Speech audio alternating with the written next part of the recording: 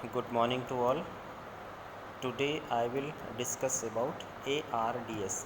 It means acute respiratory distress syndrome, which is taken from the subject medical surgical nursing MSN 1, and the unit is respiratory disorders. So what are the acute respiratory distress syndrome? इसके बारे में आज की class में हम discuss करेंगे. So what are the definition of the ARDS? Respiratory failure or reduce lungs stiffen as a result of build-up of fluid in the lungs. It means कि जो इसकी definition है ARDS की, तो ARDS क्या होता है? It is defined as a respiratory failure. इसका मतलब ये हुआ कि जब हमारा रिस्पायरेटरी जो सिस्टम्स होता है, जो सांस लेने का जो श्वसन तंत्र होता है, फेल हो जाता है पूरी तरीके से या फिर बहुत ज़्यादा रिड्यूस हो जाता है. तो ऐसी कंडीशंस कैसे आती है? जैसे कि लंग्स जो हमारे होते हैं स्टिफ हो जाएं, मतलब बहुत सारे टाइटनेस आ जाए लंग्स में, और किन की वजह से हो, ज़्यादा से ज़्यादा हमारा जैसे फ्लूइड होता है लंग्स के अंदर वो बिल्डअप हो गया हो, जिसकी वजह से लंग्स का स्टिफनेस आ जाए और रेस्पिरेटरी सिस्टम फेल हो जाए. ऐसी कंडीशंस ARDS या फिर एक्यूट रेस्पिरेटरी डिस्ट्रेस सिंड्रोम कहलाती है. नेक्स्ट हम डिस्कस करेंगे ईटियोलॉजी या फिर पैथोफिजियोलॉजी की. तो ईटियोलॉजी पैथोफिजियोलॉजी के बारे में डिस्कस करेंगे. The first one is patient develop acute respiratory failure, lungs stiffen as a result of buildup of fluid in the lungs. It means कि जो पेशेंट होता है रिस्पायरेटरी जो फेल होता है और लंग्स स्टिफन की वजह से, यानी जब हमारे लंग्स के अंदर का फ्लूइड जो किसी प्रकार का फ्लूइड होगा वो बिल्डअप हो जाएगा और लंग्स हमारे स्टिफन हो जाएंगे. उसकी वजह से क्या होगा कि हमारा जो रिस्पायरेटरी सिस्टम होगा फेल होने लगेगा. Then after fluid buildup in the tissues of the lungs, जिनको इंटरस्टिटियम बोलते हैं, एंड द एल्वोलाई. जो फ्लूइड होता है तो हमारे कहाँ कहाँ तक, एल्वोलाई में भी, और इंटरस्टिटियम जिसको लंग्स के अंदर कहीं भी जो फ्लूइड होता है वो बिल्डअप हो जाता है. तो ऐसे कंडीशंस में हमारा लंग्स में स्टिफनेस आ जाती है. This fluid and stiffness impaired the lung ability to move air in and out ventilation. It means कि ये हुआ कि हमारा जो लंग्स में जो स्टिफनेस आ जाती है उसकी वजह से हमारा क्या होता है, जो लंग्स में एयर होती है, एयर का जो मूवमेंट होता है जिसको वेंटिलेशन बोलते हैं, यानी सांस जो लेने और देने की जो प्रोसेस होती है वो पूरे तरीके से मूव करने में एबिलिटी नहीं रह जाती है. देन आफ्टर क्या होता है, there is an inflammatory response in the tissue of the lungs. फिर इसके बाद इन्फ्लामेटरी रिस्पॉन्सेस आते हैं लंग्स के अंदर. फिर क्या होता है, damage to the surfactant within the alveoli leads to alveolar collapse further impairing gas exchange. इसके बाद क्या होता है, जो हमारा एल्वोलाई होती हैं तो वो कोलैप्स होने लगती हैं. देन आफ्टर जो गैस एक्सचेंज होता है तो वो इम्पेयर्ड हो जाती है, यानी पूरी तरीके से गैस एक्सचेंजेस में बदलाव आ जाते हैं. देन आफ्टर क्या होता है, an attempt to repair the alveolar damage में leads to fibrosis within the lungs. जो हमारा इम्यूनिटी सिस्टम्स होता है, इसके अलावा जो हमारा टिश्यू रिपेयरिंग सिस्टम्स होता है, तो वो हमारे जो डैमेज जो एल्वोलाई होती हैं उनको रिपेयर करने की कोशिश करते हैं, जिसकी वजह से जो हमारा लंग्स में फाइब्रोसिस की कंडीशंस आने लगती है. देन आफ्टर क्या होता है, even as the respiratory rate increases sufficient oxygen cannot enter the circulation. It means कि जितनी बॉडी में हमारा डिमांड होता है ऑक्सीजन का, तो वो ऑक्सीजन जो हमारे सर्कुलेशन में प्रॉपर तरीके से पहुंच नहीं पाता, जिसको मेडिकल टर्म में हाइपोक्सीमिया कहते हैं. तो ऐसी कंडीशंस ARDS में आने लगती है. देन आफ्टर क्या होता है, ऑक्सीजन सैचुरेशंस डिक्रीज़. जो ऑक्सीजन की जो लेवल होता है ब्लड में वो कम हो जाता है. फिर respiratory acidosis develop, respiratory acidosis फिर डेवलप होने लगता है। रेस्पिरेटरी एसिडोसिस वो होता है जिसमें कार्बन डाइऑक्साइड की मात्रा हमारे ब्लड में बढ़ जाती है।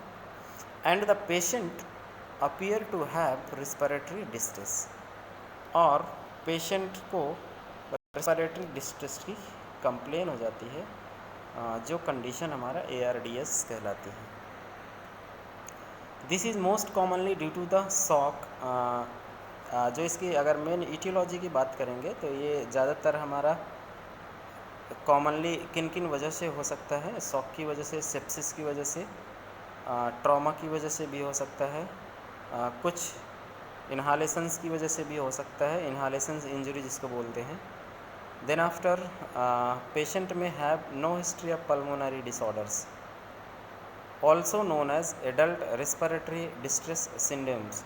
अगर किसी पेशेंट की कोई हिस्ट्री नहीं है और ऐसे एडल्ट को क्या बोल सकते हैं, एडल्ट रेस्पिरेटरी डिस्ट्रेस सिंड्रोम भी बोला जाता है। नेक्स्ट अगर प्रोग्नोसिस की बात करेंगे, प्रोग्नोसिस मतलब ठीक होने की कैसी प्रोसेस होती है इसकी। Early recognition and treatment is critical, मतलब अगर इसको ARDS को अर्ली ही रिकॉग्नाइज कर लिया जाए और ट्रीटमेंट भी किया जाए तब भी ये क्रिटिकल होता है, यानी काफ़ी डिफ़िकल्ट होता है। Even with intensive treatment ARDS has a mortality rate of 50 से 60%। जैसे मैंने बताया रिकॉग्निशन भी और साथ में ट्रीटमेंट भी थोड़ा क्रिटिकल है। इसके अलावा भी ट्रीटमेंट करने पर भी जो हमारे इसके मोर्टालिटी रेट होते हैं वो 50 से 60% होते हैं, यानी 40% लोग 40 से 50% ही जो लोग होते हैं वो ठीक हो जाते हैं, और मोर्टालिटी जो रेट होते हैं इसमें ज़्यादा ही होते हैं। नेक्स्ट हम डिस्कस करेंगे, some patients will progress into the more chronic type of ARDS which has permanent lung changes.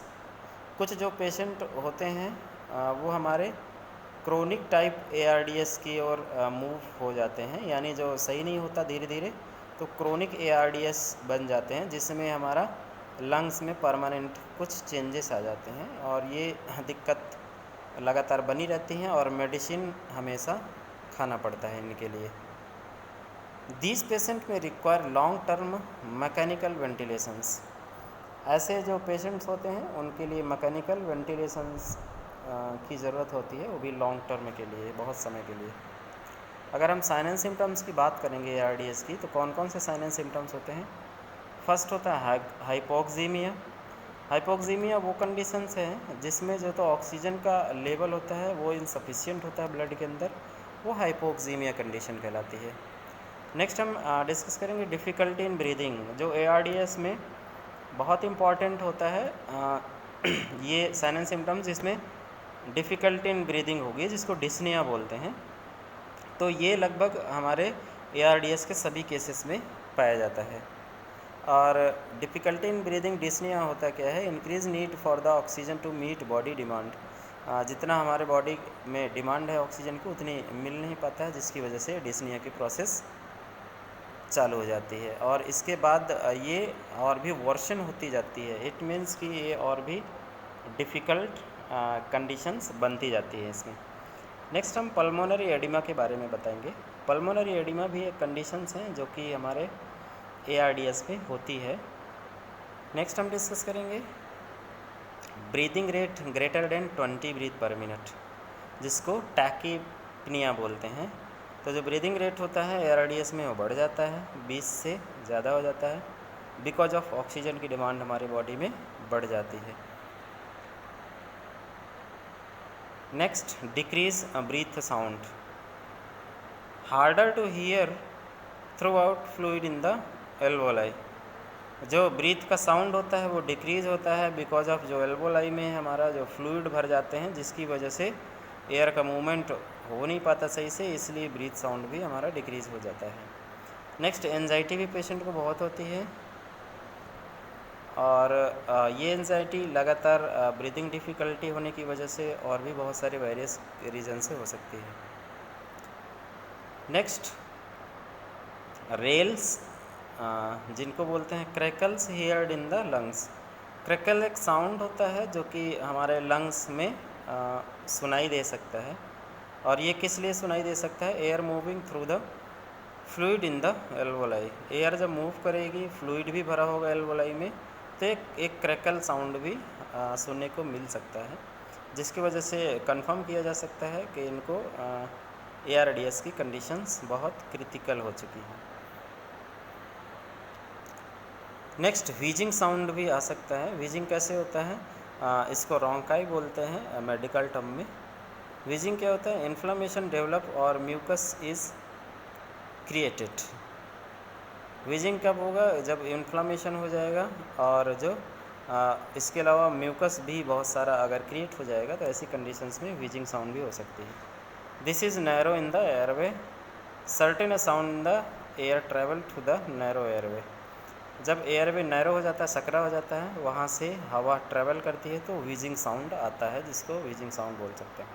Restlessness की कंडीशंस भी हो सकती है। ये क्यों होता है? ऑक्सीजन लेवल की कम होने की वजह से। नेक्स्ट साइन एंड सिम्टम्स होता है ARDS का साइनोसिस। साइनोसिस क्यों होता है? साइनोसिस होता है bluish discolouration of the skin. ये हमारा जो ऑक्सीजनेशन की कमी से होता है, यानी लैक ऑफ ऑक्सीजन की वजह से साइनोसिस भी हो सकता है। नेक्स्ट साइन एंड सिम्टम्स हो सकता है इसका accessories muscles used for the respiration, यानी सांस लेने के लिए जो हमारे एक्सेसरीज मसल्स होती हैं उनका भी यूज़ होगा, जिसके लिए जो कि ARDS में देखा जा सकता है। नेक्स्ट हम डिस्कस करेंगे इंटरप्रिटेटिंग टेस्ट रिजल्ट, यानी हम कौन कौन सी जांचें कराएंगे और उनका एक्सपेक्टेड रिजल्ट लगभग क्या होना चाहिए, क्या होता है।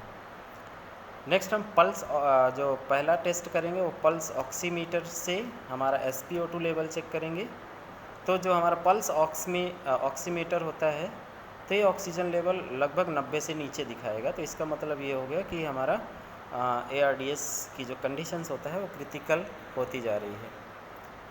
Next arterial blood gases ABG, जिसको ABG एनालिसिस बोलते हैं। तो ABG की अगर हम चेक करेंगे तो ABG की कंडीशंस में PaCO2 more than 45 mm of Hg होगा, यानी कार्बन डाइऑक्साइड ऑक्सीजन की जो लेवल होगी कार्बन डाइऑक्साइड की, तो वो 45 से ज़्यादा हो जाएगी, और ऑक्सीजन लेवल हमारा नॉर्मल से नीचे चला जाता है।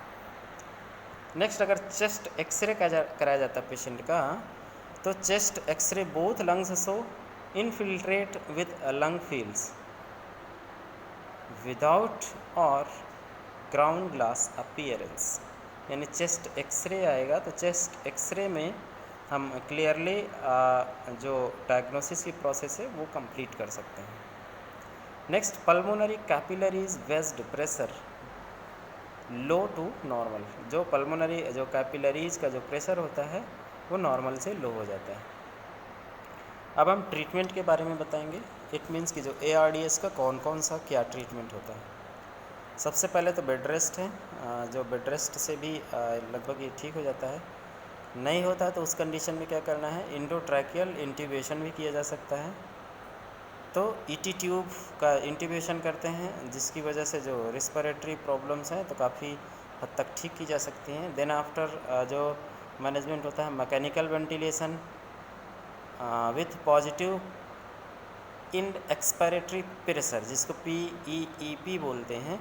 तो मैकेनिकल वेंटिलेशन की भी ज़रूरत पड़ सकती है, और टाइनस पॉजिटिव एयरवे प्रेशर की भी ज़रूरत पड़ सकती है। इट मीन्स कि जो मैकेनिकल वेंटिलेटर होता है उसकी ज़रूरत पड़ेगी। नेक्स्ट एनास्थेटिक एजेंट भी दिए जा सकते हैं कंफर्ट के लिए। वो कब दिए जा सकते हैं? जब ET ट्यूब यानी इंडोट्रैकियल ट्यूब इंसर्शन करना होगा।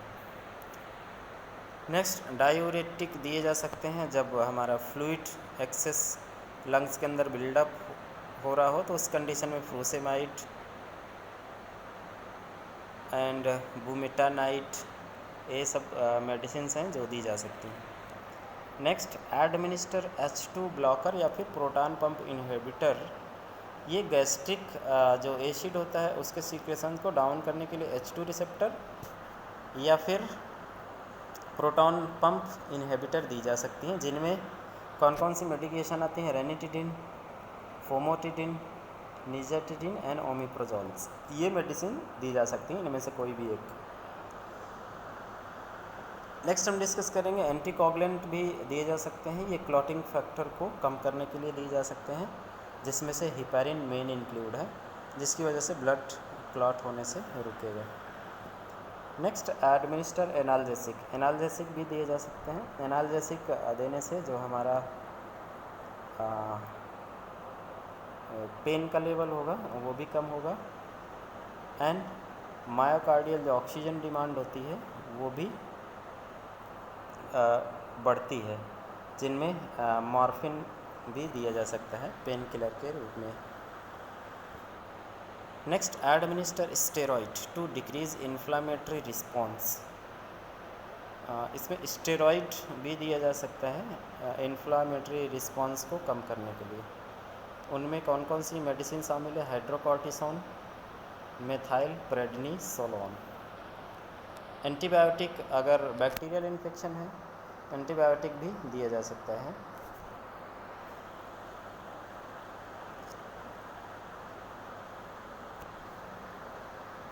Ideally selected base on result of culture and sensitivity of the sputum.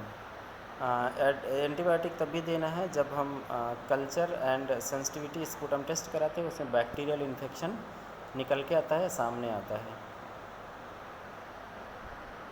और इसके अलावा कोई अदर भी जो बैक्टीरियल इन्फेक्शन है उसमें भी एंटीबायोटिक दिया जा सकता है। नेक्स्ट हम डिस्कस करेंगे नर्सिंग डायग्नोसिस के बारे में। नर्सिंग डायग्नोसिस में फर्स्ट होता है इनफेक्टिव ब्रीदिंग पैटर्न, दूसरा इम्पेयर्ड गैस एक्सचेंज, थर्ड होता है इनफेक्टिव टिश्यू परफ्यूजन। तो ये हमारा नर्सिंग डायग्नोसिस होते हैं। नेक्स्ट हम नर्सिंग इंटरवेंशन से, ये जो डायग्नोसिस बनाए हैं इनमें कौन कौन से नर्सिंग इंटरवेंशंस किए जाएंगे या फिर कौन कौन से नर्सेस रोल होंगे इस डिसीज़ में, उसका डिस्कशन करेंगे। First one is monitor WBC count. WBC जो काउंट होता है उसको भी मॉनिटर करना है, बिकॉज ऑफ जो हमारा WBC जब बढ़ता है तो वो इन्फेक्शन और इन्फ्लामेशन को इंडिकेट करता है, इसीलिए।